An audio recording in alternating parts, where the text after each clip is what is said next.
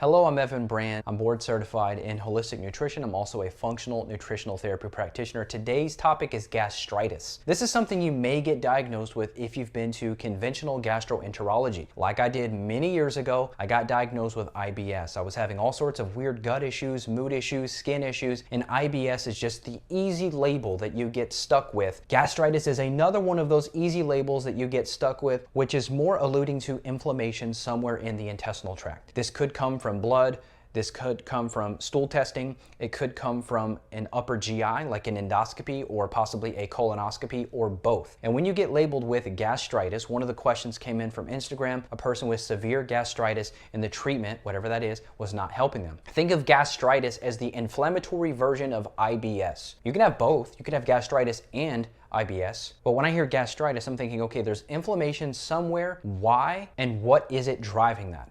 And that's what today's about. So let's dive in. Number one, H. pylori is huge. About 50% of the world population has H. pylori. This is a very contagious bacteria, meaning your spouse, your children probably have it as well. My daughter, my oldest, she tested positive when she was age 2. Probably me just sharing water bottles. Hey daddy, I'm thirsty. Here's a water bottle. You can pass it through saliva. It doesn't have to be intimate contact with the partner, but your spouse can likely be a vector. So H. pylori is something we can measure on the GI map stool test. There's also a breath test, and there's some other conventional gastroenterology tests as well that can help you look for H. pylori. The testing is not perfect for this. I've heard conventional gastro docs, because some of them are my friends, they poo-poo some of the more advanced DNA tests, and they say the tests are too sensitive. Well, I would rather see a positive, pursue that naturally, and fix someone, rather than a test that's not sensitive enough that misses it. You follow me? So number two, parasites. Now, before we move on to parasites, let me just quickly explain the mechanism of gastritis when it comes to H. pylori bacteria. So H. pylori, what it's going to do, it's going to damage the parietal cells. Those are the cells in the stomach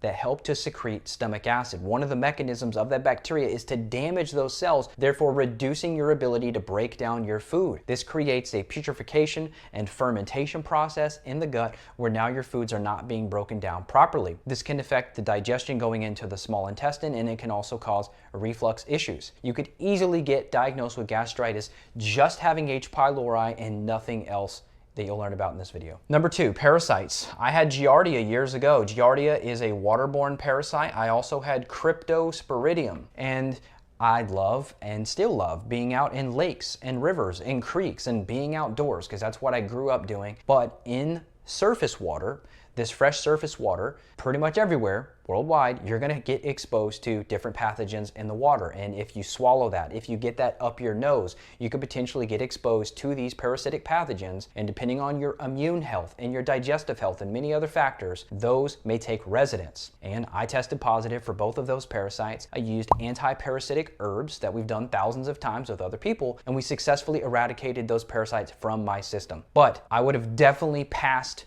the test for gastritis after clearing those bugs. In the beginning, I did not do endoscopy, but I did do a barium x-ray swallow, and it wasn't very helpful. So what I'm telling you is the conventional docs, the way they're looking at you, they may not be looking in the right place. So once again, the GI map stool panel is going to be able to look for these parasites. Now there's other competitors out there. I'm open to all of it, okay? I don't have any bias towards any company. If you find a company that runs a lab that finds infections, great. The more positives we can get, the more we can pursue and get your case resolved. Parasites are extremely common, by the way. So this is not some exotic thing. This is not like you got to go to Bali to get it. This is not like you got to go to Mexico and like drink from the ditch kind of thing. I was in the US and I picked these up in the US, okay? So this is not a rare problem. And keep in mind, the food supply is international. So even if you don't have your passport, you are still an international traveler if you eat vegetables, fruits, and meat. All winter, I've noticed my organic blueberries are from Peru or from Chile. So I'm basically traveling to those countries, even just through the food supply. Look at your meat. It could be from Brazil. It could be from other countries. So we are international travelers due to the food supply. Number three, dysbiosis. So this could be anything from Klebsiella. This could be Morganella. This could be strep. It could be staph. There's so many different dysbiotic flora, Clostridia that we've seen on the urine, and we can measure all these bacteria through the urine and through the stool. And these infections in the gut could be coming from previous antibiotics, from the soil, from the food supply, contaminated endoscopies at the hospital. There's many places where you can pick these up, especially in medical facilities. They're called hospital-acquired infections. They're one of the leading causes of disease and death in the medical establishment. It's very unfortunate, but hospital-acquired infections, they are real. This is a big one. People that are eating dairy, people that are eating processed wheat, gluten, even grains, corn, rice, potatoes, some of those could be a problem driving your gastritis. If you've not before gone on at least a month or two elimination diet where you're trying to get your diet simple, maybe you're focusing on grass-fed meats, maybe you're focusing on butter and organic veggies that are steamed or stir-fried, organic berries, that's the way I would push you to try and calm your system down. But if you're eating food sensitivities, that could be a big problem. Peppers, tomatoes, nightshades, those could also be a big driver of the gastritis. So your chips and salsa, your queso at the local Mexican restaurant, it may have to take a little bit of break. Take a break away from the margarita for a while. Let's get your gut in better shape. Number 5, toxins.